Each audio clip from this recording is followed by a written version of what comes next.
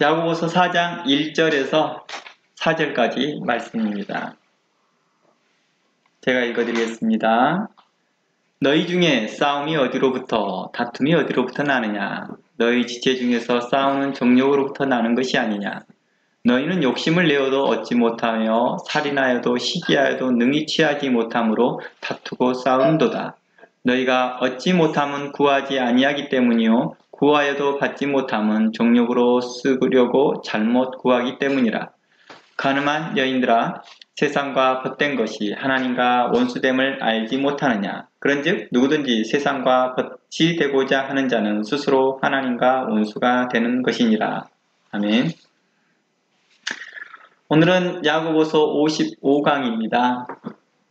오늘 그 두 번째 시간, 지난주에 이어서 구하여도 받지 못하는 이유에 대해서 나누고자 합니다.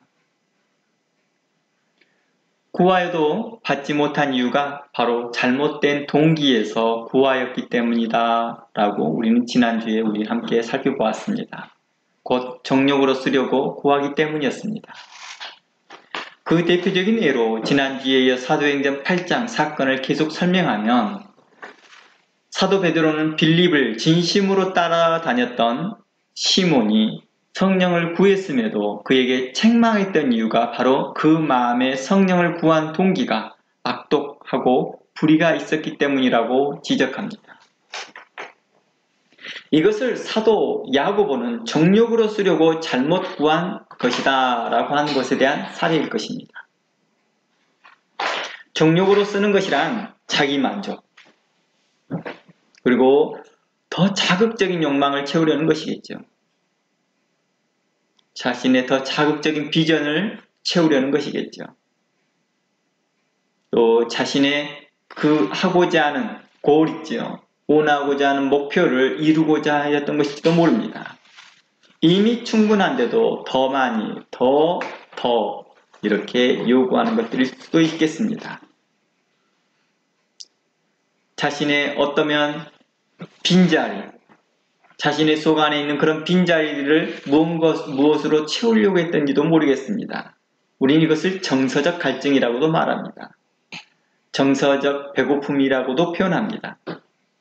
이 이유는 이런 정서적 배고픔과 정서적 갈증들은 우리가 불안정감에서 오는 것이라고 말합니다. 곧 그리스도 안에서 자족하지 못하는 것입니다.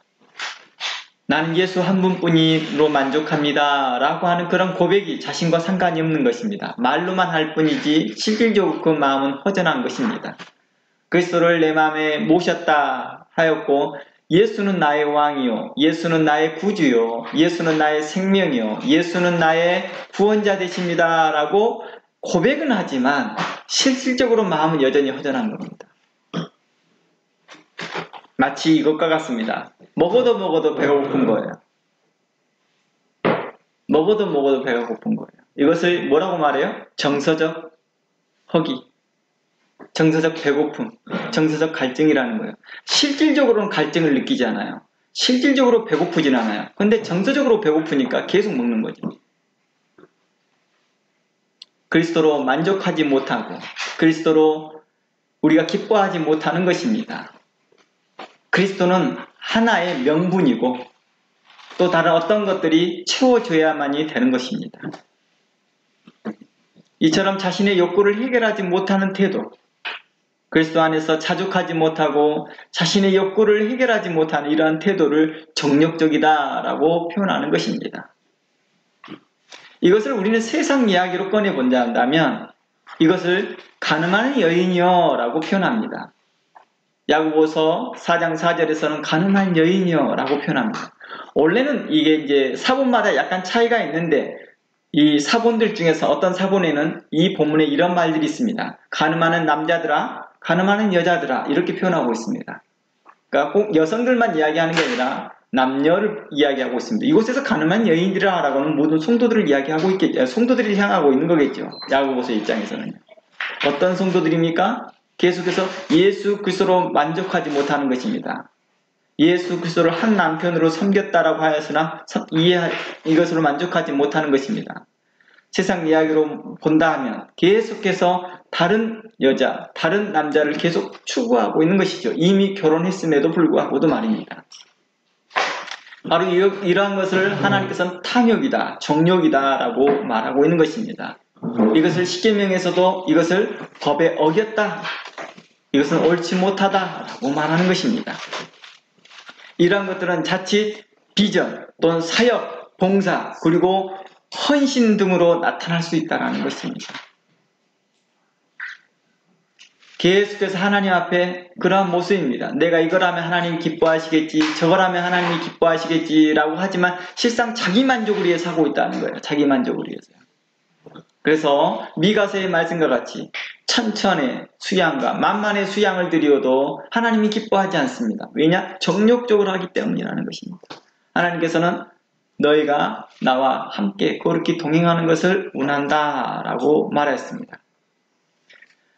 사도 요한은 요한 1서 2장 16절에서 정욕을 좀 세분화시켰습니다. 좀 구체적으로 세분화시켰다기보다는 좀 나누었습니다. 그래서 정욕을 육신의 정욕과 안목의 정욕이라고 표현했습니다. 그리고 이것을 이생의 자랑이라고도 하였습니다. 이 모든 것들은 다 세상에서 온 것들이라고 합니다. 하나님께로부터 온 것이 아니요, 하나님께로 온 비전도 아니요, 하나님께로 오는 그런 열정이 아니라 바로 세상으로부터는, 육신으로부터 온 것이다 라고 말합니다. 그래서 사도 바울은 골로새서 3장 5절에서 이러한 정욕은 땅의 지체들이다, 이로 말미암아 하나님의 진노가 임할 것이다 라고 말하고 있습니다. 골로새서 3장 5절에서는 이걸 통하여서 우리에게 뭐가 올 거라고요? 하나님의 진노가 올 거라고 말하는 것입니다.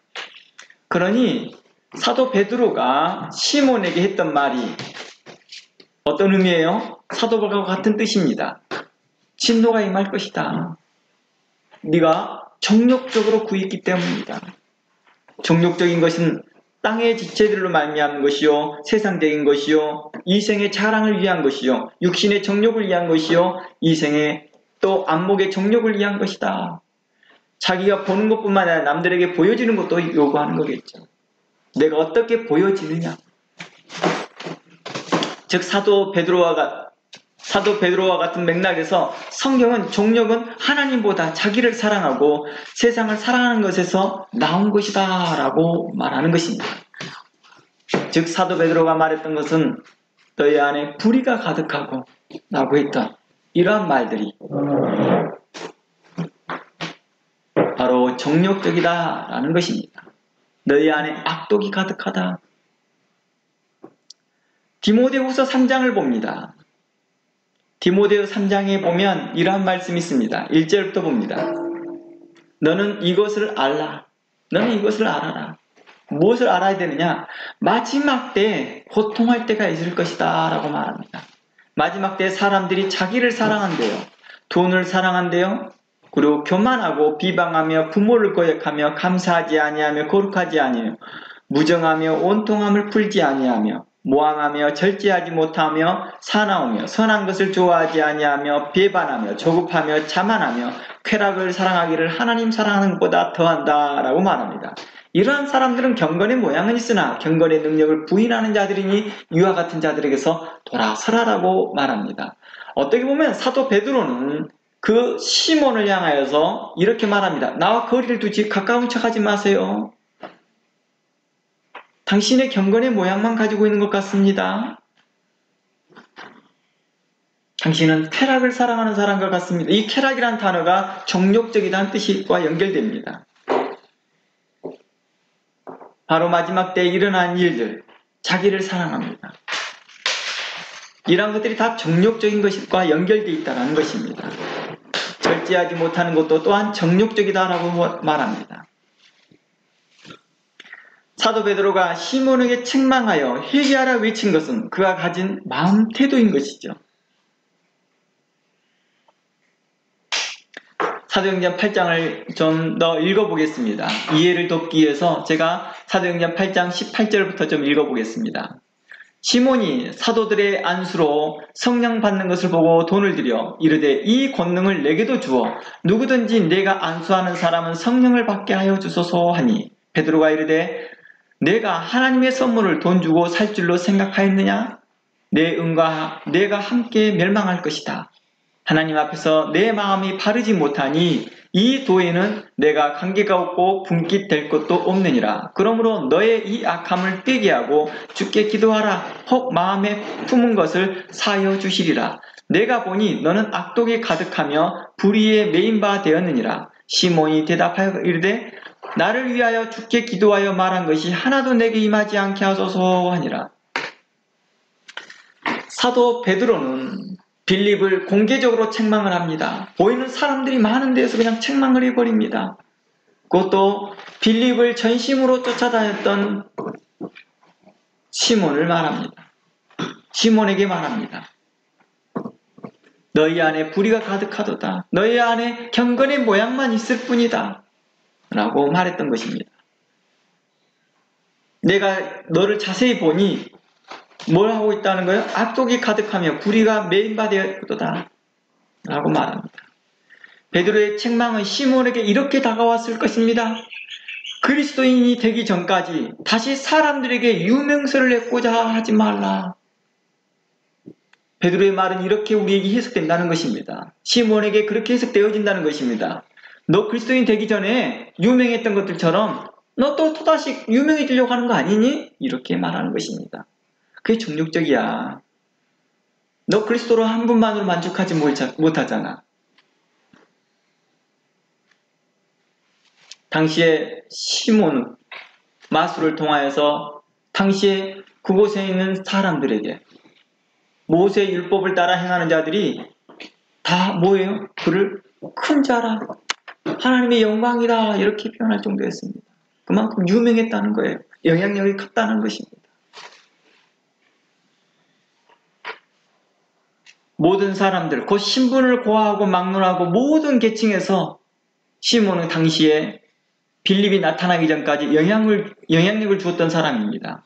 빌립이 나타나기 전까지 많은 사람들이 시몬의 말에 존중하였고 시몬의 말에 복종하였고 시몬의 뜻을 따르기도 했다는 것입니다. 지위가 높든 낮든 그들이 다 하나님의 계시를 받는 것처럼 하나님의 능력을 보는 것처럼 그들은 시몬을 그렇게 대했습니다.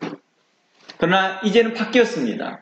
시몬이 바뀐 삶을 살아갑니다. 전심으로 빌립을 쫓아갑니다. 빌립을 따라다닙니다. 빌립에게 나타나는 그 영향력이, 빌립에게 나타나는 이적과 이사가 자신이 하는 것 이상이었기 때문입니다. 하나님께서 행하시는 그 이적과 행사는 그 누구도 아무도 비교할 수 없지요. 마치 애굽의 마술사와 모세를 통하여 하나님의 역사가 나타난 것과 같습니다. 결단코 비교가 되지 않는다는 것입니다. 하나님의 능력이라 이런 칭찬을 들었을 때 이는 사람들에게 두려움의 의미도 되었을 것입니다. 이는 또한 존경의 의미도 되었다는 것입니다. 이처럼 사람들에게 존경을 받고 사람들에게 이해를 받았던 시몬이 공개적으로 어떻습니까? 책망을 듣습니다. 하지만 빌립을 통해 나타난 하나님의 능력은 어떻습니까? 실질적으로 진짜가 나타나니까 아무 소용이 없었다는 것입니다. 마치 애굽에서 마술을 통하여서 애굽 왕궁까지 그들이 좌지우지하고 있었을 때 당시에 모세가 나타났을 때 어땠습니까? 그들의 마술의 능력은 무기력했던 것 같습니다.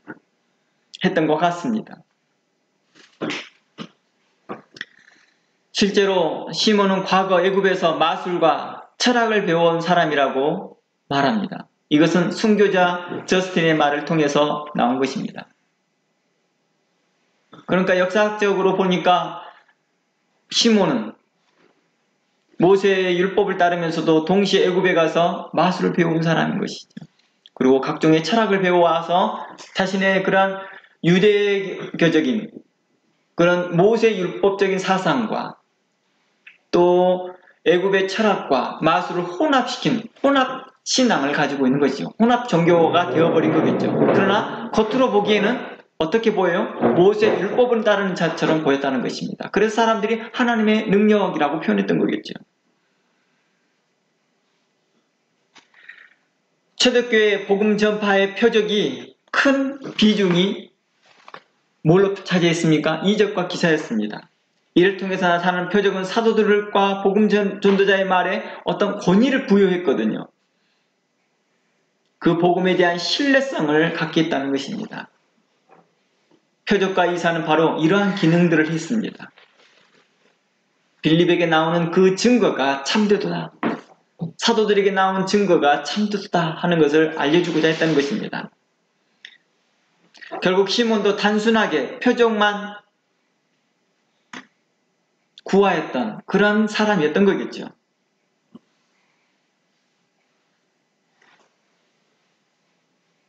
자신보다 더 나은 표적을 보고 와, 그러면 빌립에게 나온 증거는 뭐였었을까? 확실한 거 아닐까? 라고 차츰차츰 따라가게 되었던 거겠죠. 처음에는 단순하게 표적을 보면서 빌립에게 향했다면 이젠 빌립에게 증거되어지는 그 말씀을 통하여서 차츰차츰 그가 빌립을 전심으로 따르게 되어진 동기가 되었던 거겠죠. 하나님 나라와 그 나라의 비밀과 선지자와 율법과 구약에 예언된 메시아 곧 구원자 예수 그리스도에 대하여서 듣게 되었던 거겠죠. 예수 그리스도께서 온 세상의 구주 되심을 빌립은 증거했을 것입니다. 이걸 우리는 복음이라고 합니다. 예수 그리스도께서 우리의 구원자 되신다. 율법으로 결코 율법의 행위로서 율법의 제사의 방법으로 구원받을 수 없으나 이제 오직 예수 그리스도를 믿는 믿음으로 말미암아 너희가 구원함을 얻었도다. 이 복음을 다 들었겠죠. 빌립도 들었겠죠. 그리고 그것이 확실하다라는 것들을 그 증거를 통해서 이적과 기사를 통해서 알게 됐던 거겠죠. 그러나 시간이 흐르면서 그의 감격과 그의 신앙의 감격이죠. 신앙의 감격이라고 해야 되겠죠. 신앙의 감격과 또 자신의 신앙 고백도 있었겠죠. 빌립을 전심으로 따라다닐 때 그 자신의 그 신앙의 고백도 있었을 거 아닙니까? 또한 우리가 일반적으로 말하는 간증 같은 것이 있었겠죠. 그런 것들이 차츰 흐려지고 있었던 것입니다. 다시 세상 정욕과 육체의 생각에 빠진 것입니다. 이는 비단 시몬에게만 나타난 현상은 아니었습니다. 당시 초대교회 성도들을 보면 이러한 일들이 교회 안에 자주 일어났던 것들을 알 수 있었습니다.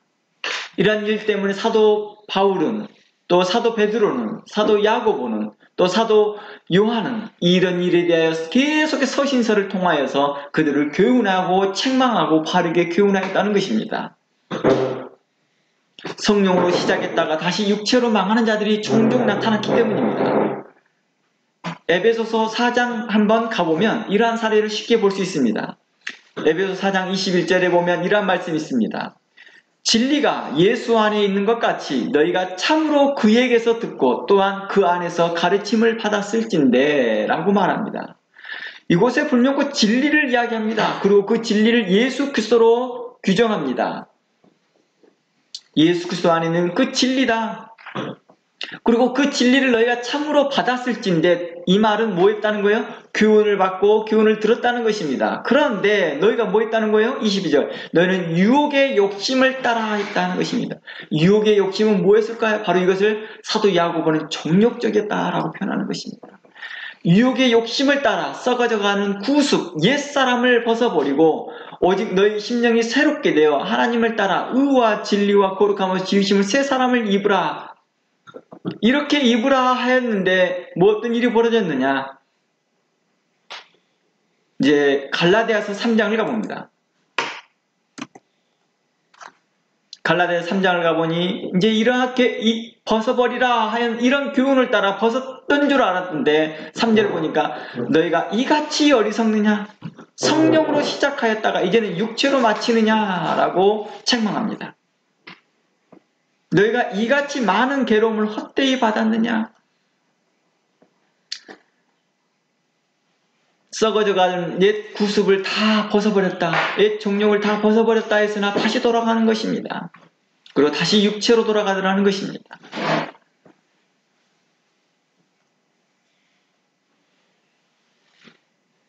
다시 그들의 삶이 하나님과 상관없는, 그래서 사도 바울은 이렇게 말합니다. 너희가 천박한 초등학문으로 다시 돌아가려고 하느냐? 물론 이것은 그들에게 대하여서 율법으로 말미암아 구원을 얻는다라는 그런 내용들이었습니다. 그러니 우리의 신앙생활이 시몬처럼 누구에게 보이고자 함이 있거나 자신이 열심에 빠져 하거나 이생의 자랑에 살고자 했던 것은 우리 모두 회개해야 할 것입니다.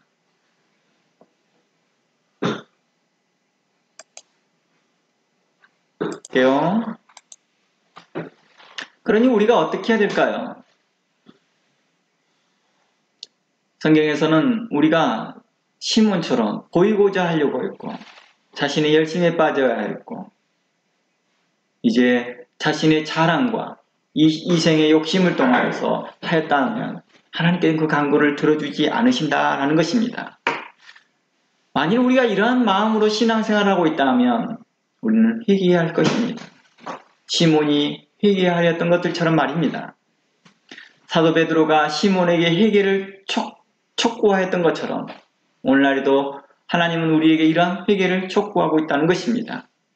이제 겸손히 하나님 앞에서 정직하게 행하기를 원하였다는 것입니다.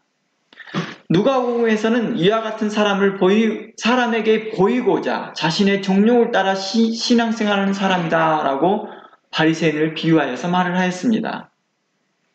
다 함께 한번 살펴보겠습니다. 누가복음 18장 9절입니다.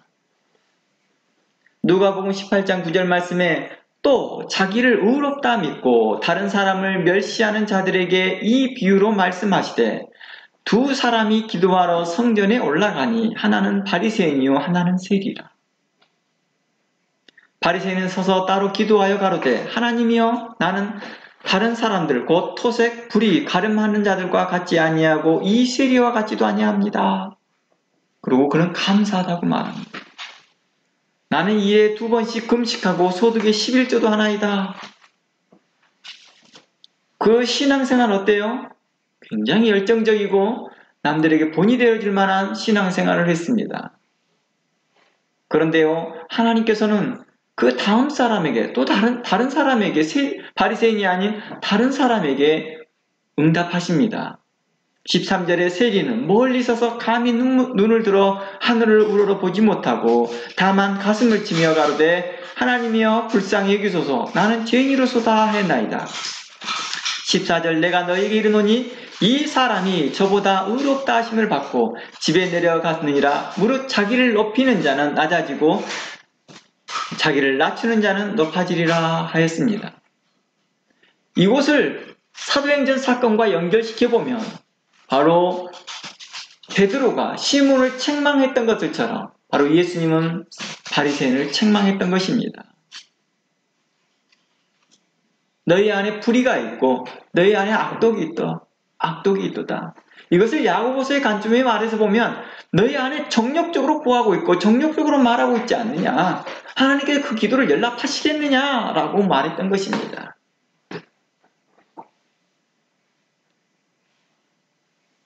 이곳에서 바리새인들이 했던 것은 모두 선한 행동입니다. 그렇지 않나요? 바리새인이 했던 말들을, 기도를 들어보면 나는 토색을 하지 않았고 불의를 하지 않고 간음을 행하는 자지 않았습니다. 그리고 2번씩 금식하였고 1회에 2번씩 금식하였고 소득이 11조로 하였나이다. 그러나 모두 선한 행동을 했습니다. 선한 일이었습니다. 그러나 하나님 앞에서 그것이 연락되지 못했던 것은 그의 정욕 때문이었던 것이겠죠. 그가 이런 행동에 대한 그 동기가 종욕적이었다라고 말하는 것입니다. 바로 이생의 자랑과 마음의 충족을 다루는 것. 즉 마음의 충족을 주기 위한 것이겠죠. 이생의 자랑을 얻고자 했던 것입니다. 그래서 나는 저 세리와 같지 않습니다. 마치 자기를 자랑합니다. 프라우드합니다. 우리가 신앙생활하는 것이 이제 세상 사람들 앞에 자랑하는 것으로 바뀌었더라고요. 교회에서 직책이 뭐예요? 그 직책이 이제 자랑거리가 되는 거예요. 아, 나 권사예요. 너 저 집사예요. 저는 장로예요. 아, 저는 신앙생활을 했는데 저는 아직까지도 아무 직책도 없어요 하는 사람, 자기는 막 부끄러워 생각하고 있습니다. 여러분에게 가장 큰 직책은요, 성도라는 직책입니다. 저는 그동안 25년 동안 성경을 가르치면서 이 말을 단 한 번도 놓쳐본 적이 없습니다. 모든 성도들에게 성도라는 직책만큼 귀한 직책이 없습니다. 심지어 전도사 시절 때에도 주일학교에서 담당 전도사로 있으면서도 모든 아이들을 성도라, 그들의 그러한 성도된 직책을 감사히 여기게 하였습니다. 근데 우리는 어땠습니까? 자랑 삼아합니다. 아, 교회 집사, 교회 장로, 권사. 그리고 우리는 그런 말들 들으면 나도 모르는 사이에 뭐합니까? 자기도 그걸 갖고 싶어 하더라는 것입니다. 바로 이것을 이생의 자랑이라고 말하고 있습니다. 어떻게 보면 그는 10계명을 지키고 있었습니다. 율법을 잘 지키는 사람인 것처럼 보였습니다. 그러나 예수님은 그의 기도를 기뻐하지 않으셨다는 것입니다. 우리는 어떤가요? 왜 하나님께서 우리의 기도를 연락하지 않은 이유가 뭘까? 에 대한 대답을 여러분에서 이미 이곳에서부터 찾아주지 않을까 싶습니다. 이미 이곳에서부터 여러분들이 짐작할 수 있지 않을까 싶습니다. 우리 신앙생활이 어디에 있습니까?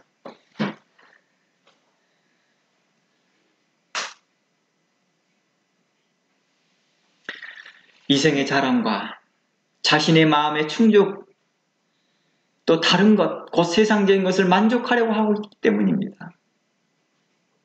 사람들에게 보이려고 하는 것입니다. 큰 교회 다녀야 되고, 큰 교회 목사가 돼야 되고, 뭐든 화려하고 유명해져야 된다고 생각하기 때문입니다. 시몬이 과거에 유명했던 것처럼 이제 그리스도인들 앞에서 유명해지고 싶은 것입니다. 이제 사람들 앞에서 다시 유명해지고 싶은 것입니다. 과거 이스라엘 백성이 광야에서 하늘에서 준 만나에 대하여 만족하지 못하고 처음에는 기뻐합니다. 우와, 꿀과 같이 달도다. 환상적이야. 누가 이런 만나를 세상에서 먹겠니? 우리가 하나님의 백성이로다. 감사했습니다. 그러나 얼마 가지 못해 뭐합니까? 그 마음에 탐욕을 품습니다. 그 탐욕을 품음으로 해서 하나님의 앞에 대적하기 시작합니다. 하나님을 원망하기 시작합니다. 결국 그들의 삶이 어땠습니까? 그 기도가 하나님께 기쁨이 되지 못했습니다. 결국 약속받은 그 약속의 땅을 들어가지 못하고 광야에서 죽게 되었던 것을 우리에게 거울로 말하였습니다. 우리에게 교훈으로 말씀하였습니다. 그러니 오늘날 너희가 그의 음성을 듣거든 너희가 그 마음을 강팍하게 하지 말라라고 했던 것은 그 음성은 뭐였습니까? 바로 사도 베드로의 책망이었습니다. 그들에게 대하여서 인격적으로 시몬을 불러서 잘 가르쳤던 것이 아니라 시몬 그렇게 말하면 안 돼. 너 나하고 이름도 비슷하네. 이렇게 하면서 친한 척하지 않았다는 거예요. 나도 실질적으로 나도 시몬이야. 히브리 언어로, 히브리 말로. 너도 시몬이네. 근데 난 헬라어 이름으로 베드로야. 또 아람어로 게바야. 이렇게 하면서 친한 척하지 않았다는 거예요. 너 빌립 전심으로 따라다니 참 보기 좋다 이렇게 하면서 친한 척하지 않았다는 것입니다. 그를 공개적으로 책망합니다. 이게 바로 하나님의 음성입니다. 이게 바로 하나님께서 주시는 뭐예요? 우리에게 감동이라는 것입니다.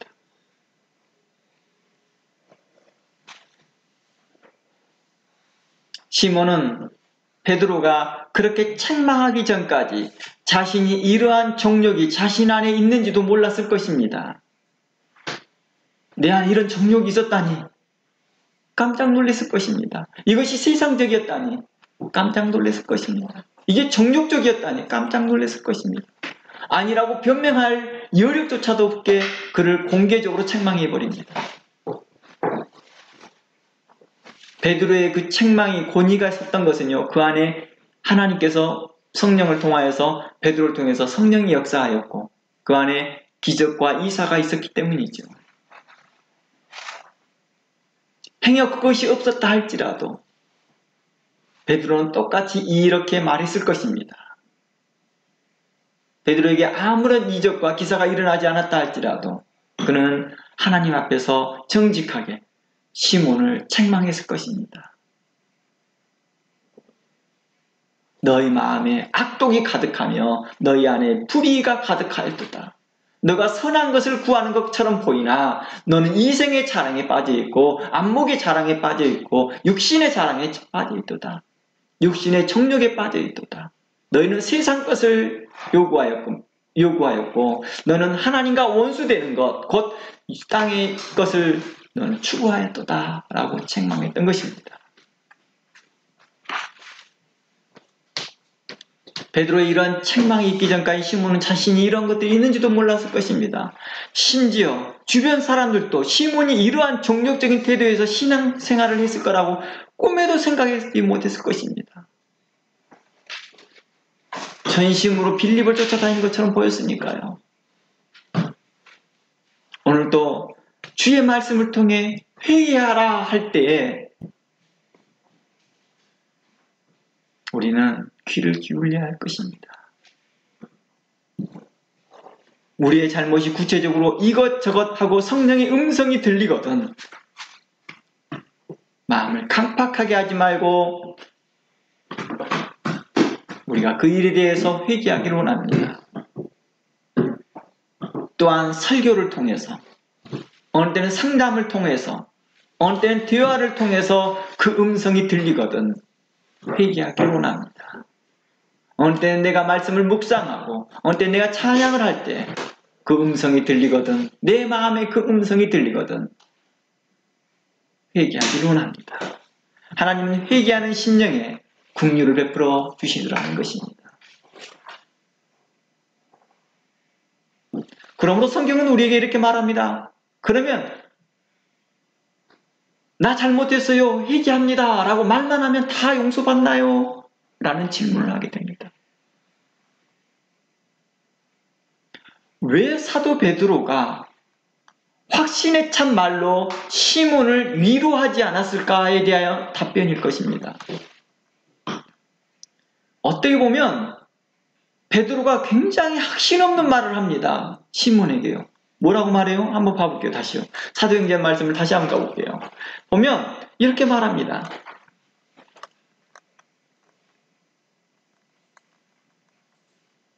너가 만일 회개하면 뭐 할 것이다? 혹 하나님께서 그 마음에 지은 것을 마음에 주께서 품은 그 마음을 너를 용서해 줄지를 모르겠다. 사하여 줄지 모르겠다. 이렇게 말합니다. 우리가 그런 거 있잖아요. 부흥 강사님들이나 이렇게 목사님들 아멘 믿습니다. 너희 죄가 사하여 줄지어다. 이렇게 말을 하잖아요. 그렇죠? 천주교에서도 그러잖아요. 무슨 고백을 하나요? 그 고백하고 나면 성부와 성자와 성령의 이름으로 너희 죄가 사해졌노라 이렇게 말해버리잖아요. 선포해버리면 될 텐데 사도 바울은 그런 선포를 하지 않습니다.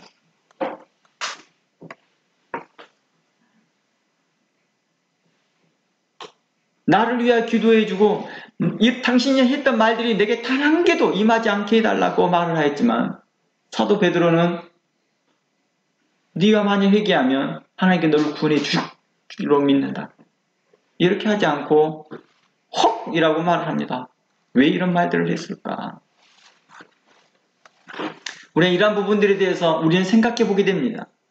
제가 눈물로 회개합니다. 무릎 꿇어 회개합니다. 할지라도 하나님은 우리에게 진실을 요구하더라고요. 하나님 우리에게 진실된 마음으로 원하더라는 것입니다. 립 서비스라고 하죠. 말로만 회개합니다가 아니라 진실된 마음으로 하기를 원하더라는 것입니다. 시몬이 얼마나 진정한 믿음과 착한 양심으로 회개했는지는 모르지만 그런 것이 단순히 베드로의 책망에 놀라서 또 자신의 어리석은 태도에 인한 굴욕감에서 아니면 많은 사람이 보는 그 대중 앞에서 단순히 그 상황을 모면하기 위해서 했던 말인지 아닌지는 그 후의 삶을 통해서 알 수 있겠죠. 우리가 그런 사람들을 봐요. 눈물로 막 잘못했다고 말합니다. 무릎 꿇어서 막 잘못했다고 막 비는 사람도 봤습니다. 하지만 그 사람들이요, 그 삶이 안 바뀐다는 건 너무나 많이 봤다는 거예요, 저는요. 여러분도 그 주변에서 봤을 것입니다. 하나님은 오직 할까요? 예수님은 어떠하셨을까요? 너무 많이 보나, 너무 많이. 사람들이 진실하지 못하는 것을 너무 많이 보더라는 것입니다. 사도 베드로는 어땠을까요? 사도 베드로도 그랬다는 것입니다. 사도 베드로가 너희 마음에 불의가 가득 차고 악독이 가득하다. 그랬더니 저 회개합니다. 잘못했습니다. 그런 하나님께 대한 그 재앙이 제게 하나도 오지 않게 해주십시오라고 그렇게 기도했다 할지라도 베드로가 믿지 못했던 마음 같은 가처럼 혹 주께서 너를 용서해 줄지 모르겠다 이렇게 말한다는 것입니다.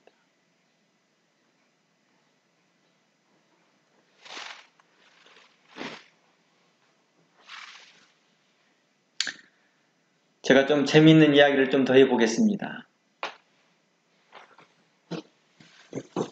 베드로가 이렇게 책망했을 때 시몬에 대한 그 기록을 다른 성경에 표현해 준 것이 있습니다. 우리가 배자 성경이라고 하는 게 있거든요. 킹 제임스 성경의 모체가 되는 배자 사본이 있어요. 배자 사본. 원본 사본들이 많이 있어요. 사본들이 많이 있는데 이 배자 사본은 이 공인된 사본 중에 하나입니다. 인정되어진 사본입니다. 그래서 킹 제임스 성경도 거기에서 번역을 해온 겁니다. 근데 이 배자 사본에서는 울음을 멈추지 않고 통곡하며 베드로에게 말했다고 말합니다. 그러니까 24절에 사도행전 8장 24절에 시몬이 대답하여 이르기를 나를 위하여 주께 기도해 말한 것이 내게 하나도 임하지 않게 하옵소서라고 이렇게 말했잖아요. 이렇게 말할 때 그가 어떤 마음이었냐? 울음을 멈추지 않고 통곡을 했다라고 표현하고 있다는 것입니다. 그래서 몇몇 학자들은 이 배자 사본을 기초하여서 시몬이 참된 회개를 했다라고 하는 분들이 있습니다. 그러나 많은 신학자들은 시몬은 베드로의 그 말이 그 징계가 그 또 하나님에 대한 그 심판이 두려워서 했을 뿐 진실한 회개는 아니다라고 하는 사람들도 있습니다. 그래서 시몬에 대한 이 회개에 대해서 신학자들마다 약간 분분한 의견들이 있는데 대부분의 신학자들은 뭐 어떤 것이냐? 진실한 회개가 아닐 것이다 라고 생각합니다. 왜 그러냐면 그에 대한 그 후대 내용 때문에 그렇습니다. 성경에는 나오지 않지만 그 역사적 기록 때문에 그렇습니다. 여하튼 제가 그 이야기를 더 해보겠습니다.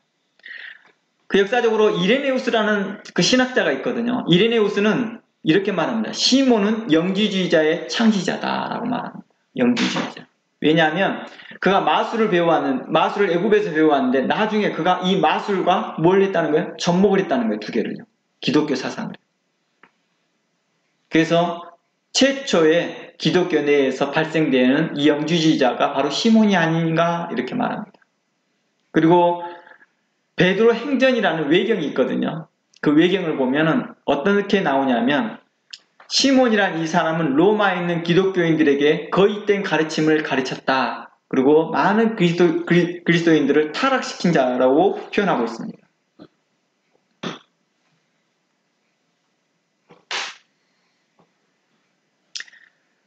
본문에서도 사도행전의 본문에서도 그가 했던 취한 태도가 좀 이상한 태도를 취합니다.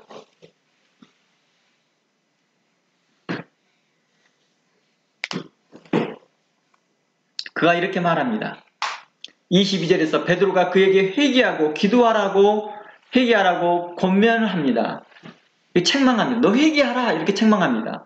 너가 회개하라 이렇게 말했거든요. 너가 회개하라 이렇게 책망을 했거든요.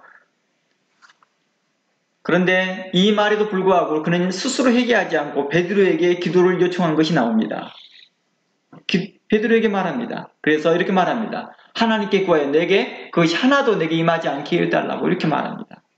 여전히 예수 그리스도께서 속죄 사역을 온전히 믿지 못하고 있는 것이죠. 우리가 그런 거 있잖아요. 우리가 왜 사제들 앞에 가서 우리의 죄를 구하지 않습니까? 왜 우리가 마리아 앞에서 사죄를 구하지 않습니까? 왜 우리가 목사님 앞에 죄를 구하지 않습니까?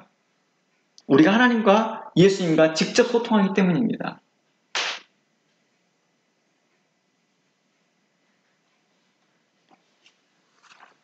그리스도의 속죄 사역을 온전히 믿지 못하는 것이죠. 과거에 유대교회에 있으면서 바로 어떤 것입니까? 양을 통하여서 대속해주고 그것을 대신 처리해준 자가 누구였어요? 제사장, 대제사장 이러한 사람들이 대신 해줬거든요. 대리자들이 해줬거든요. 그리고 마술이 혼합된 혼합신앙에서 벗어나지 못하고 있다는 것입니다. 특히 성령을 돈으로 살려고 했던 그런 태도는 마치 과거 애굽에서 마술을 돈으로 주고 배우고 전수받았던 것처럼 우리 이것을 흑마술이라고 하거든요. 흑마술. 이것은 흑마술을 돈으로 전수받거든요. 마치 성령을 돈으로 전수받으려고 했던 것과 같다는 것입니다. 심지어 빌립을 전심으로 따라다녔지만 실제적으로는 빌립의 증거한 복음을 다 이해하지 못했다는 것입니다. 또는 처음에는 이해했으나 나중에는 배반했을지도 모르고요. 육신의 정욕이 들어가고 안목의 정욕이 들어가고 자신도 빌립처럼 유명해지고 싶은 마음의 욕구가 다시 차오르기 시작합니다. 내가 예전에 저 자리였는데, 내가 예전에 빌립처럼 저는 존경을 받았는데 자신도 빌립처럼 또다시 그런 존경을 받고 싶은 마음들이 다시 자신 안에 불솟아올랐는지도 모르겠습니다. 그래서 베드로를 보자마자 제가 이것을 사고 싶습니다 라고 했을 것입니다. 마치 애굽을 돌아다니면서 마술을 배우면서 흑마술을 잘하는 사람들에게 제가 이것을 마술을 전수받고 싶습니다 하는 것처럼 성령을 전수받으려고 했는지도 모르겠습니다. 그런 사상들이 많았는지 사도 바울은 이렇게 말합니다. 성령은 선물입니다. 이렇게 말합니다. 그리고 베드로도 그럽니다. 너가 하나님의 선물을 돈으로 살려고 했느냐? 라고 책망합니다. 사도행전이 이렇게 기록되어지면서 누가가 우리에게 교훈해주고 싶었던 것은 뭘까요? 너희들도 성령을 돈으로 살려고 하지 마. 성령은 하나님의 선물이야. 하나님께서 진실된 자들에게 주는 거야. 하나님께 진실한 마음으로 회개하는 자들에게 주시는 거야 라고 말해주고 싶었는지 모르겠습니다. 그러나 시몬은 빌립을 전심으로 쫓아다녔지만 그의 마음이 항상 무언가에 채워지지 못하고 있었다는 것입니다. 예수님 한 분만으로 만족하지 못하고 있었다는 것입니다. 예수 한 분만으로 만족한다라고 말만 할 뿐, 입으로는 떠들 뿐, 실상 그런 마음에 여전히 허전함이 가득 차 있었던 것입니다. 과거에 누렸던 영광을 다시 누리고 싶었던 것입니다. 세상적이고, 육체적이고, 정욕적이고, 이생의 자랑인 것, 안목적인 것, 땅의 지체들이 계속 자기 속 안에서 솟아올랐던 것입니다. 아니 어떻게 빌립을 전심으로 따라하는데 그런 일이 있을 수 있습니까? 라고 질문한다면 제가 이렇게 말할 수 있습니다. 마치 사도들과 제자들이 예수님을 전심으로 따라다녔지만 예수님을 오해합니다. 그리고 어떤 제자들은 요한복음 6장까지 전심으로 쫓아다니다가 요한복음 6장 사건 이후에 어떤 일이 벌어집니까? 결국 더 이상 예수님을 따르지 않는다고 기록 나와 있습니다. 더 이상 많은 제자들이 떠나더라. 더 이상 예수님과 함께 있지 않더라. 말합니다. 특히 가룟 유다는 어땠습니까? 정말 사역의 엔딩까지 가까이 있었습니다. 그러나 결국에는 배반해버리지 않습니까? 그러므로 디모데전서는 우리에게 이렇게 말합니다. 우리가 지난주에 살펴봤는 내용이지만 다시 봅니다. 디모데전서 1장 19절 믿음과 착한 양심을 가지라. 믿음과 착한 양심을 가지라. 어떤 이들은 이 양심을 버렸고 그 믿음에 관하여는 파선하였다라고 말합니다. 바로 시몬은 그 믿음에서 파선해버린 것입니다. 착한 양심을 갖지 못했던 것이겠죠. 전심으로 빌립을 쫓아다녔으나 자신의 야망을 위해서, 자신의 꿈을 위해서 달려가는 것입니다. 오늘날에도 교회에서 신앙생활 열심히 하는 것처럼 보입니다. 그러면서 목적이 뭐예요? 장로 되려고. 목적이 뭐예요? 권사 되려고. 목적이 뭐예요? 심지어 목회자들 사이에서도 그런 일이 벌어집니다. 어떤 목회자들은 자신이 그 교회 후임 목사가 되기 위해서 뭘 합니까? 겉으로 보이는 화장실 청소부터 시작해서 별의별 교회 청소를 다 하고 다닙니다. 이런 말들이 신학교 안에서 신학생들 사이에서 오가고 있다는 거예요. 어떻게 하면 그 교회에 후임 목회자가 되는지에 대해서 할 때 그 방법에 대해서 그렇게 말하고 있다는 거예요. 물론 모든 신학생들이 어그리하진 않지요. 그러나 그런 말들이 오가고 있다는 것입니다. 그러니 어떻습니까? 그 나물에 그 밥이다 라고 하는 말을 왜 쓰겠습니까? 또 그러한 사람들을 목회자로 세우고 또 그런 사람을 장로로 세우고 또 그런 사람을 뭐예요? 권사로 세우더라는 거예요. 사람을 외모로 판단하고 야고보서의 말씀처럼 사람을 부한 사람을 위로 오고 상견을 더 위로 높이며 사람 스스로 그들을 외모로 판단하면서 부한 자들을 더 치켜 세웁니다. 헌금 잘한 사람 더 치켜 세웁니다. 그들에게 당연히 장로감이지 이렇게 말합니다.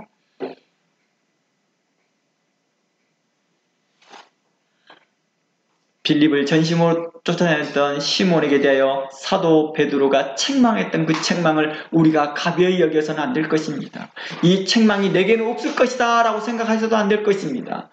이제 그 시몬이 들었던 그 책망이 나에게라고 생각해 보시기 바랍니다. 그리고 그 시몬이 울면서 그렇게 말했다 할지라도 그것이 진실된 여부에 대해서는 또다시 우리가 나눠봐야 될 문제라는 것입니다. 내가 과연 하나님 앞에 착한 양심을 가지고 있었는지 정직한 마음으로 기도했는지를 보는 것입니다. 단지 그 위기를 모면하기 위해서 그 상황을 모면하기 위해서 내가 눈물을 흘리고 무릎을 꿇고 그렇게 말하였는지 호소했는지 아니면 진실로 내가 그 마음의 깨달음과 내가 그 회개하면서 했는지를 하나님은 아시더라는 것입니다. 그래서 요엘서에서는 이렇게 말합니다. 요엘서 2장 13절 말씀에 너희는 옷을 찢지 말라. 요엘서 2장 13절에 우리가 참 중요한 말을 하고 있습니다. 너희는 옷을 찢지 말라. 눈물만 흘리지 말라 이것입니다. 무릎만 꿇지 말아라 이렇게 말합니다. 마음을 찢어라. 당시에 옷을 찢는다는 것은 회개한다는 자의 그 표현이거든요. 내가 진실로 회개합니다의 표현이었거든요. 그런데 진실로 회개하지 않고 나중에 이것이 모습이 된 거죠. 허영이 되는 거죠. 머리에 죄를 뿌리는 것이 내가 참으로 하나님 앞에 죄를 범했습니다 라는 뜻이었는데 나중에 이 죄를 뿌리는 것이 사람들에게 보이고자 하는 것이라는 거예요. 그러므로 요엘서는 말합니다. 너는 옷을 찢지 말라. 참으로 마음을 찢으라. 진실되게 해라 이 말이죠.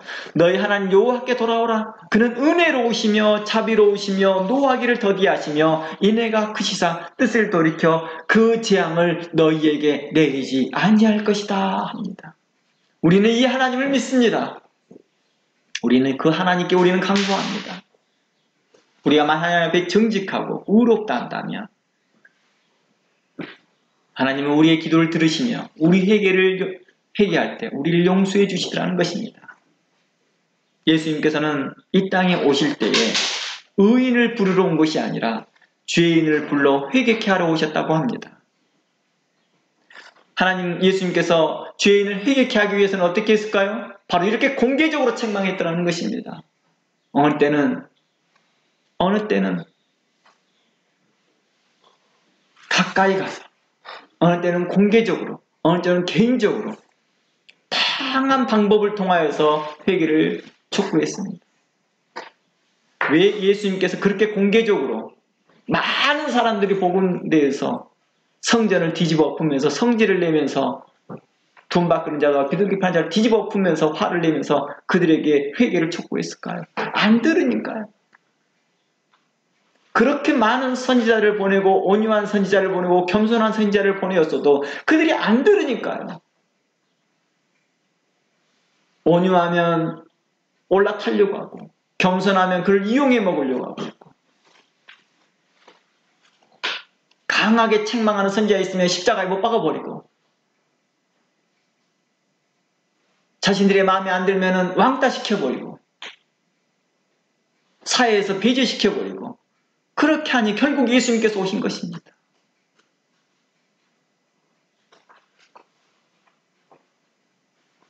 참으로 회개하는 심령에 하나님께서는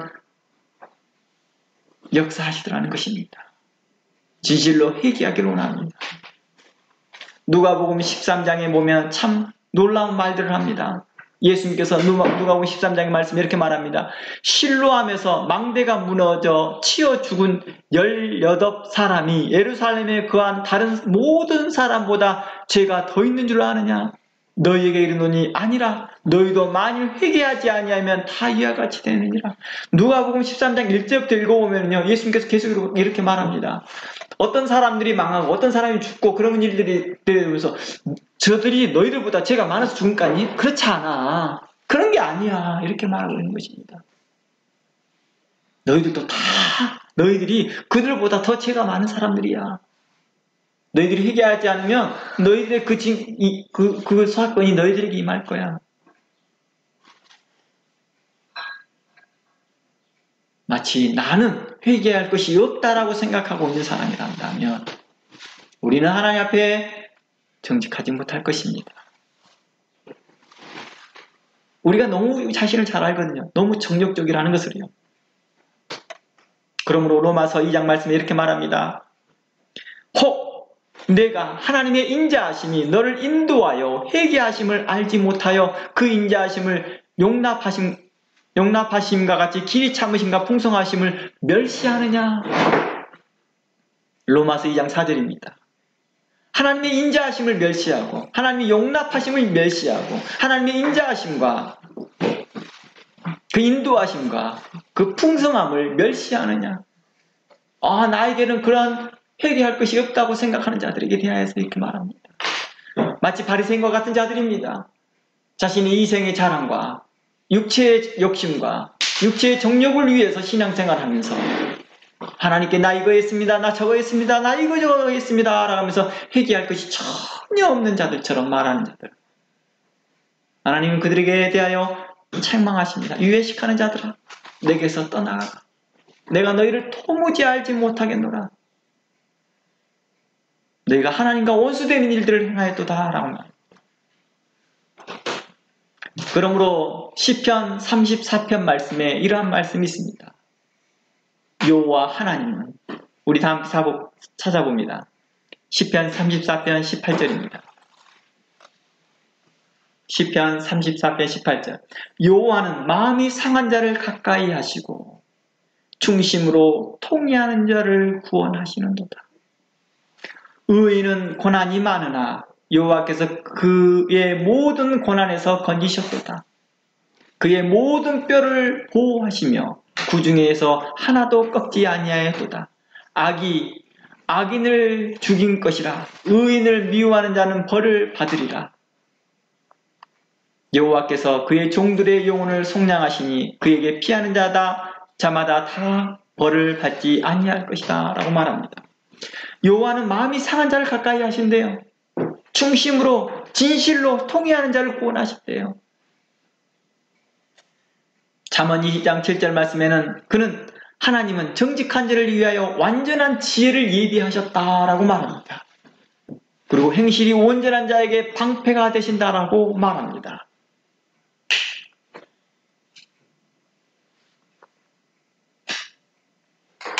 하나님께서 우리의 간구를 듣지 않으신 이유는 우리의 마음에 간사함과 정욕이 가득 차 있기 때문이었습니다. 또한 오늘의 그 초점이 바로 회개치 않았기 때문입니다. 진실로 회개치 아니하고 충심으로 통회하지 않았기 때문입니다. 마음을 찢어 회개하지 아니하였기 때문입니다.